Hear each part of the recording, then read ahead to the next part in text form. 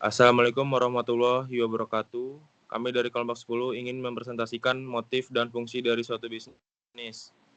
Dan sini adalah ada anggota kelompok saya, Siti Rahma, Artika Nandoa, Rosita Dewi, Amelia, dan ada saya sendiri Muhammad Alfa Rezandani.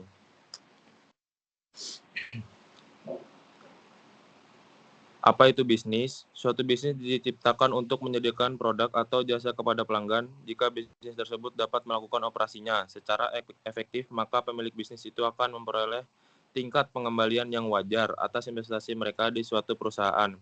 Selain itu, bisnis tersebut akan menciptakan lapangan pekerjaan. Dengan demikian, bisnis dapat memberikan keuntungan bagi masyarakat dalam berbagai cara. Kemudian, ada tujuan dari suatu bisnis. Bisnis didirikan untuk melayani kebutuhan pelanggan oleh pemilik yang mencoba untuk memperoleh laba. Suatu bisnis menerima pendapatan ketika bisnis tersebut menjual produk atau jasanya. Bisnis tersebut mengeluarkan beban dari membayar karyawannya, dan ketika membeli mesin atau fasilitas, selisih antara pendapatan dan beban adalah laba yang dihasilkan oleh bisnis tersebut. Laba tersebut akan diserahkan kepada pemilik bisnis. Dengan demikian, pemilik yang menciptakan satu bisnis memiliki insentif yang kuat untuk memastikan bahwa bisnis tersebut berhasil karena mereka secara langsung memperoleh manfaat insentif laba atau pendapatan dari usaha mereka. Kemudian yang ketiga, bagaimana motif laba dipengaruhi oleh pemerintah. Di negara-negara dengan ekonomi pasar bebas seperti Amerika Serikat, individu bebas untuk mendirikan bisnis dan mendapatkan laba. Pemerintah mengakui bahwa laba dapat menciptakan lapangan kerja dan mengurangi beban pemerintah. Sebaliknya, di negara-negara yang berorientasi sosialis seperti bekas Uni Soviet, laba tidak menjadi prioritas. Pemerintah dapat memiliki bisnis dan individu mungkin tidak memiliki insentif kuat untuk membuat produk yang berkualitas atau memuaskan pelanggan.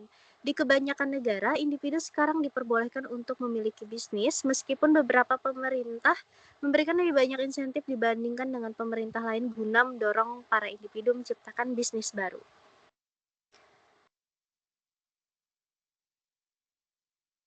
Adapun selanjutnya yaitu bisnis nirlaba atau non-profit. Bisnis nirlaba adalah organisasi yang didirikan untuk melayani tujuan tertentu dan tidak bertujuan untuk mencari keuntungan. Ketika pendapatan melebihi beban, laba yang diperoleh harus diinvestasikan kembali ke dalam organisasi itu sendiri. Di Amerika Serikat, laba dari organisasi nirlaba tidak dikenakan pajak jika digunakan untuk memenuhi tujuan yang ditetapkan. Contoh umum dari organisasi nirlaba, misalnya sebuah rumah sakit, nirlaba harus membayar semua biaya operasional, termasuk gaji yang kompetitif untuk dokter dan juga staf. Sama seperti rumah sakit yang mencari laba, rumah sakit nirlaba tidak akan memberikan layanan gratis, tetapi bisa mendapatkan pendanaan dari sumbangan atau kreditur untuk menutupi biaya operasional mereka.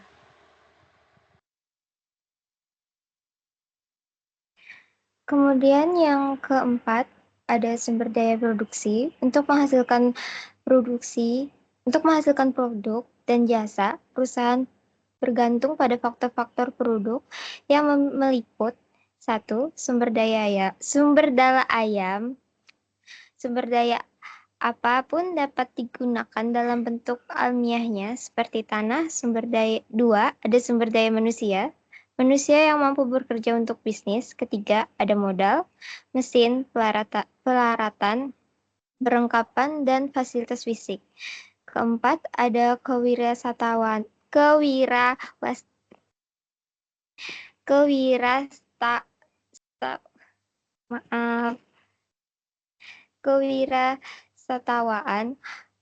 kemampuan untuk menciptakan bisnis, dan mengelola risiko. Kelima, ada teknologi, pengetahuan, dan perlengkapan yang digunakan untuk menghasilkan produk dan jasa secara lebih efektif. Kelima, ada pemangku kepentingan. Bisnis meliputi transaksi dengan berbagai pihak yang disebut pemangku kepentingan atau stakeholder. Kelima, pemangku kepentingan utama dalam suatu bisnis adalah pemilik, orang yang menciptakan dan menjalankan bisnis yang menerima laba. Kemudian ada kreditor individu dan lembaga yang menyediakan pinjaman atau pendanaan kepada bisnis. Ada karyawan, individu yang dipekerjakan untuk melakukan operasi bisnis. Ada pemasok, pihak yang menyediakan bahan baku dan pemasok yang dibutuhkan bisnis. Ada pelangganan, pihak yang membeli produk dan jasa atau jasa dari bisnis. Lingkungan bisnis. Keberhasilan bisnis sangat dipengaruhi oleh lingkungannya. Lingkungan bisnis dapat dibagi menjadi yang pertama lingkungan sosial, meliputi demografi dan preferensi pelanggan yang dapat mempengaruhi permintaan produk. Yang kedua lingkungan industri. Kondisi ini dalam lingkungan tempat berbisnis beroperasi seperti persaingan yang mempengaruhi keberhasilan bisnis. Yang ketiga lingkungan ekonomi. Kondisi ekonomi yang kuat atau lemah seperti tingkat pengangguran yang mempengaruhi kinerja bisnis. Lingkungan global, kondisi ekonomi yang dapat mempengaruhi operasi bisnis. Kesimpulan, motif dari bisnis. Motif utama di balik penciptaan suatu bisnis adalah untuk menghasilkan laba atau profit. Laba ini yang merupakan selisih antara pendapatan dan biaya, berfungsi sebagai insentif kuat bagi pemilik untuk memastikan bisnisnya berhasil.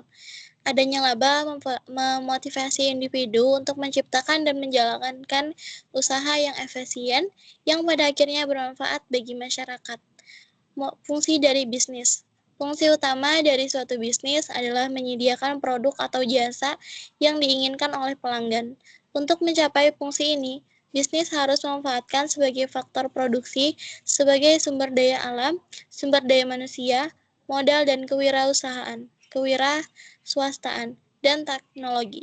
Selain itu, bisnis juga berfungsi sebagai entitas yang berinteraksi dengan berbagai pemangku kepentingan seperti stakeholders, seperti pemilik, kreditur, karyawan, dan pemasok, serta pelanggan untuk memastikan operasinya berjalan dengan lancar.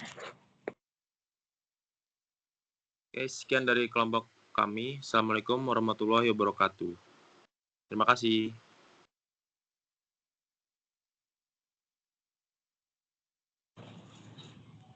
Udah selesai kah guys? Sudah.